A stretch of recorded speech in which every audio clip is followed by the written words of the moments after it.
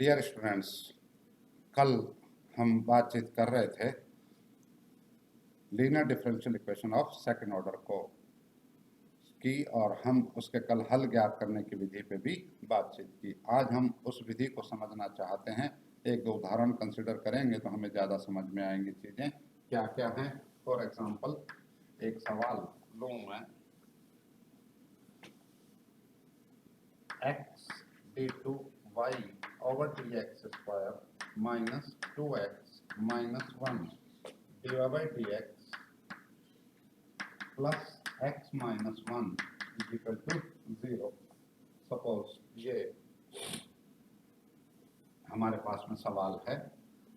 Clear है ये line है। मैं इसे स्टैंडर्ड फॉर्म में लिखूं कि d2 y over dx square minus इस x से भाग लगा रहा हूं तो 2 minus 1 by X divide by dx और प्लस x से भाग लगाया तो 1 minus 1 on x into Y है ये इज इक्वल टू 0। क्लियर है ये लाइन है नंबर 1। और अब ये दिखाई दे रहा है किस फॉर्मेट में है, d2 y by D X square फिर some function in x D by D X some function in x into Y बराबर 0। यहाँ राइट हैंड साइड में 0 है, उससे कोई फर्क नहीं पड़ता। यदि होता कुछ x में एक्सप्रेशन तो हम वो भी लिख लेते। तो देयरफॉर व्हाट इज p, या इससे पहले चाहे तो लिख लें कि which is linear differential equation of second order. Therefore, what is p? P is minus 2 minus 1 by x q is equal to 1 minus 1 by x। Clear है ये लाइन है, ठीक है। और r is equal to 0। और अब हम check करना चाहते हैं कि u हमें चाहिए। कल हमने बताया कि हमें यदि u का पता लग जाए यानी कम्प्लीमेंट्री फंक्शन के भाग का पता लग जाए तो हम आगे बढ़ सकते हैं। क्लियर है। तो यहाँ चूंकि 1 प्लस पी प्लस क्यू, ये अपने को रफ में ही पहले चेक कर लेना है। यहाँ तो मुझे दिखाई दे रहा है कि ये करूँगा तो मेरा काम हो सकता है 1 पी का मान minus 2 plus 1 by x, minus से गुणा कर दिया है plus 1 minus 1 by x. Clear है ये 1 बाई एक्स से 1 बाई एक्स खत्म, 1 और 1 2 और minus 2 that comes out to be 0। और जब ये 0 आ गया तो हम अतः लिख सकते हैं अतः y is equal to e की पावर x। क्लियर है ये लाइन है सी एफ का एक भाग, अर्थात u का मान कितना आ गया, e की पावर x आ गया। और देयरफॉर माना y is equal to u into v means e की power x into v number 2 एक का पूर्ण हल है। क्लियर है ये लाइन है, मैंने अपनी तरफ से ये मान लिया। और अब हम क्या करें, डी बाई डी एक्स कितना होगा, e की पावर x का अवकलज e की पावर x और v ज्यों के यों, और फिर e की पावर x ज्यों के यों v का अवकलज dv बाई dx और d2 y over dx square is equal to e की पावर x इंटू e की पावर x का अवकलज e की पावर x और v ज्यों के यों प्लस e की पावर x ज्यों के यों और v का अवकलज dv बाई dx। और इसमें e की पावर x का अवकलज e की पावर x और dv बाई dx भी होंगे तो 2 बार हो जाएगा, और फिर e की पावर x और dv बाई dx का अवकलज d2v over dx square. Clear है ये लाइन है। ये y डी बाई dx और d2y बाई dx स्क्वायर के मान एक में रखने पर क्या आता है जरा चेक करें हम। e की पावर x v 2 e की power x dv by dx plus e की power x d2v over dx square. Clear है ये लाइन है, ये इसका मान रख दिया है। फिर माइनस 2 माइनस 1 बाई एक्स और dy बाई dx का मान e की पावर x इंटू v और प्लस e की power x into dv upon dx और फिर plus 1 minus 1 by X into y की जगह e की power x into v। Clear है, equal to 0। I think there is no doubt.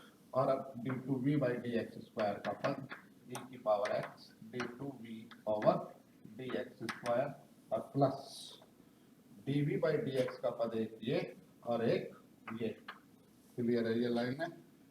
e की power x common ले लो, clear है, ये लाइन है। e की पावर x कॉमन, और यहाँ 2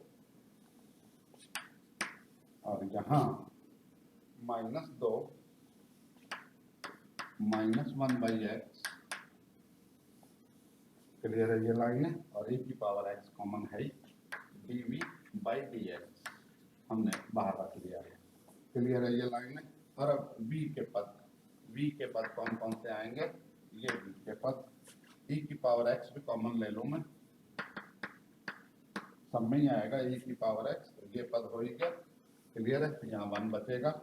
और यहाँ b e की पावर x, ये साथ में -2 + 1/x, क्लियर है ये। और b और e की पावर x कॉमन, तो +1 - 1/x = 0, क्लियर है, ये लाइन है, मैंने सेट कर दिया है, राइट।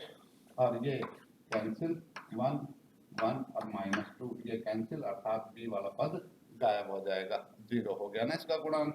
तो अब e की पावर x यहाँ भी है, यहाँ भी है, भाग लगा दूं तो d2v/dx² प्लस 2 - 2 ये खत्म, और minus plus 1/x dv/dx = 0, number 3, clear है, ये लाइन है। तो मेरे हिसाब से समझ में आ गई होगी कि जब भी हमें CF का एक भाग पता लग जाएगा तो डेफिनेटली इस जो समीकरण है उसमें y वाला पद यानी कि इसमें v का पद गायब हो जाएगा, और क्या बचेंगे, सेकंड ऑर्डर का डिफरेंशियल और फर्स्ट ऑर्डर के डिफरेंशियल कोफिशिएंट ही बचेंगे।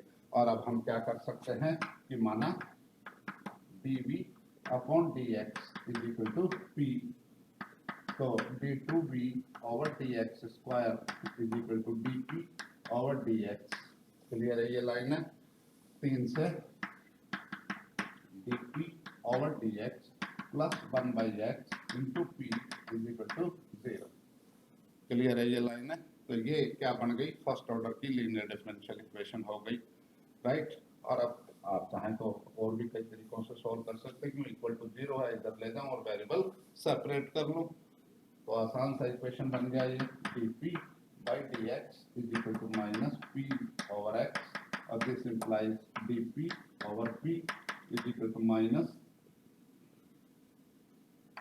-dx/x, क्लियर है, ये लाइन है।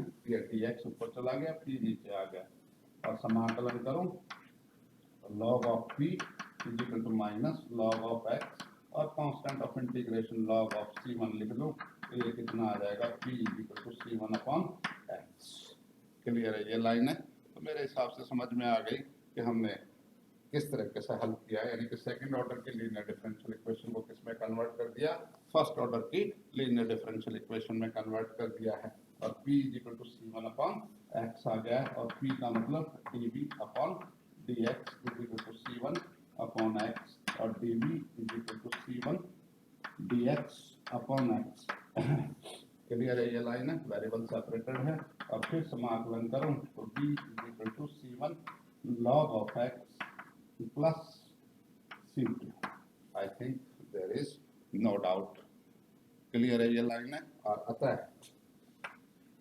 b का मान आते ही हम सेकंड से इसका पूर्ण हल लिख सकते हैं, अतः सेकंड से y = uv implies y = u का मान e की पावर x, या u की जगह यहाँ क्या लिखूं, e की power x into v means c1 log of x plus c2, clear है, ये लाइन है।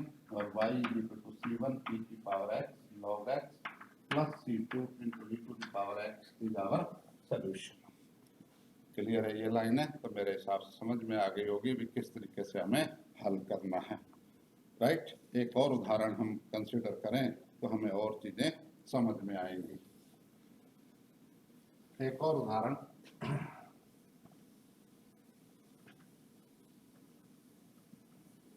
क्या है वो उदाहरण, suppose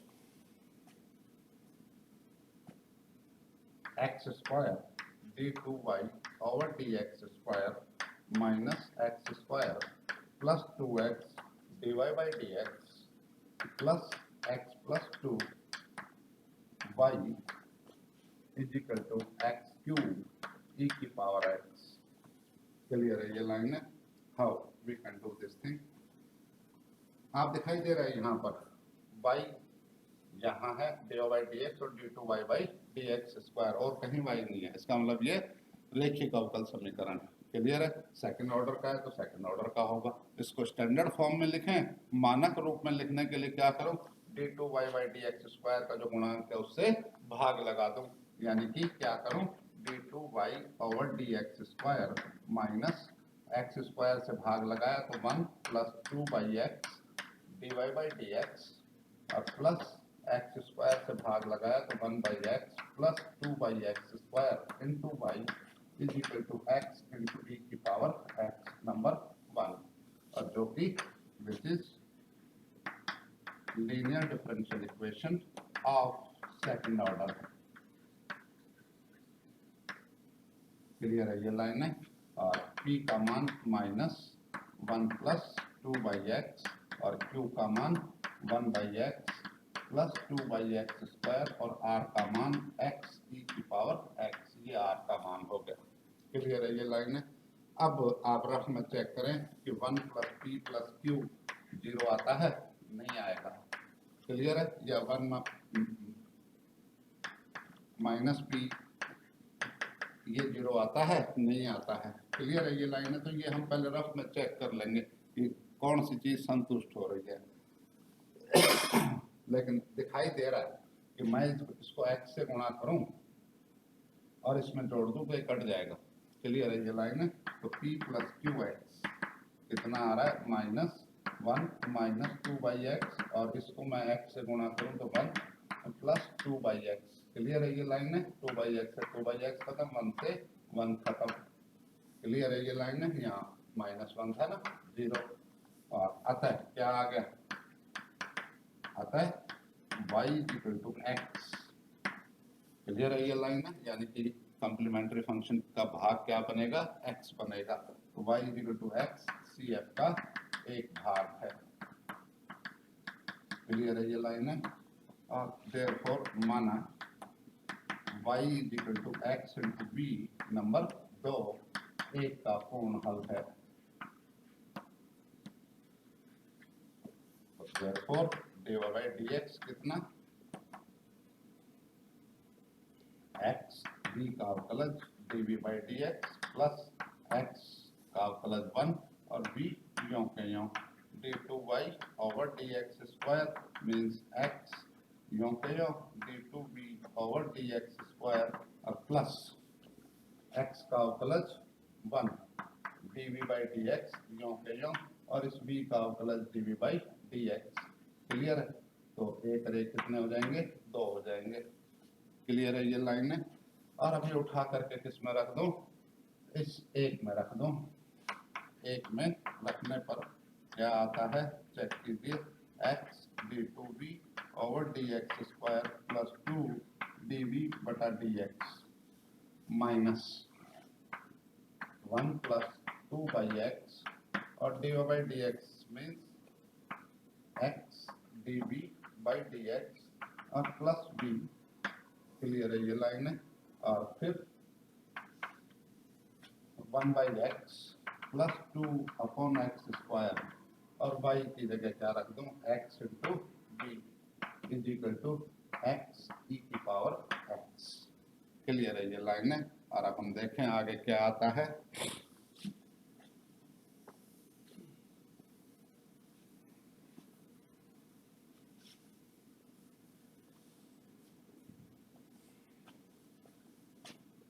Therefore, x d2b over dx square, ये तो इसका पद हो गया, dv बाई dx के पद ये वाले दो, तो dv बाई dx तो कॉमन, ये 2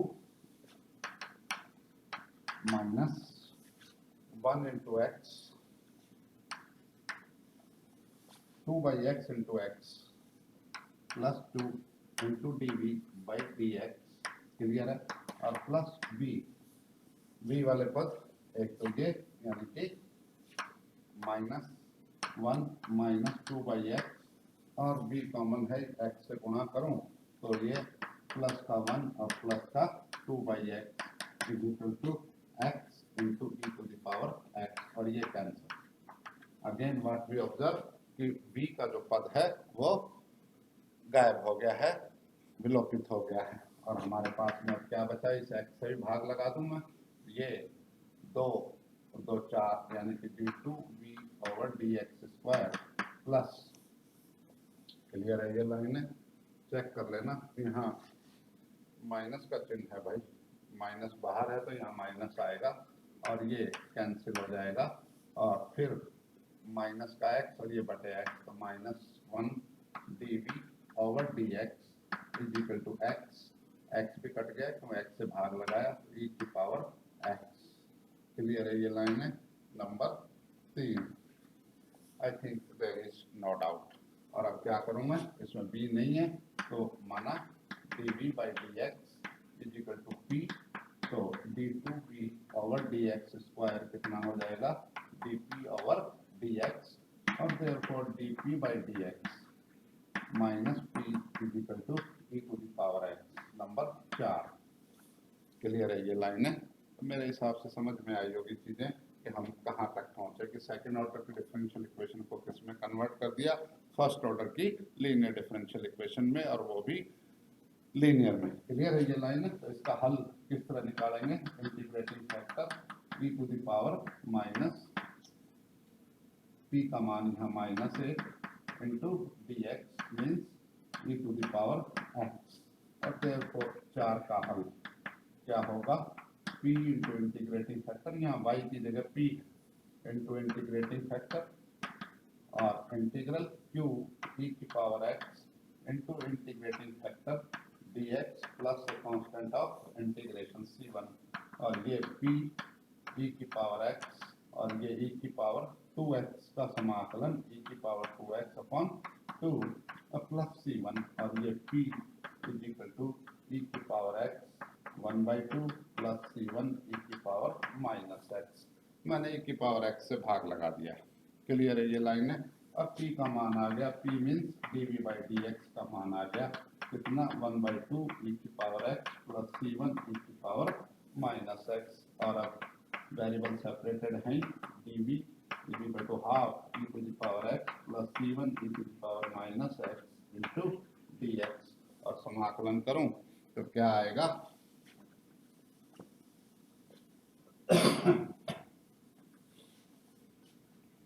समाकलन करने पर v is equal to 1/2 e to the power x का समाकलन e to the power x plus c1, तो यहाँ -x है तो माइनस का चिन्ह लिख दिया मैंने पहले ही, e to the power -x plus एक constant of integration c2। Clear है ये लाइन है। और आता है समीकरण 1 का हल, 1 का पूर्ण हल, कहाँ से, इस 2 से, 2 में क्या था, y is equal to x into v, तो y is equal to x into half of e to the power x minus c1 e to the power -x plus c2 second. Clear है ये line है। और y is equal to half x e to the power x minus c1 x e to the power -x plus c2x is your answer. तो मेरे हिसाब से समझ में आई होगी कि हमने किस ढंग से ये सवाल सॉल्व करने हैं। कल और कुछ आगे उदाहरण करेंगे, सवाल करेंगे और अगली विधि की ओर बढ़ेंगे। क्लियर है ये लाइन है। आज का लेक्चर यहीं समाप्त करते हैं।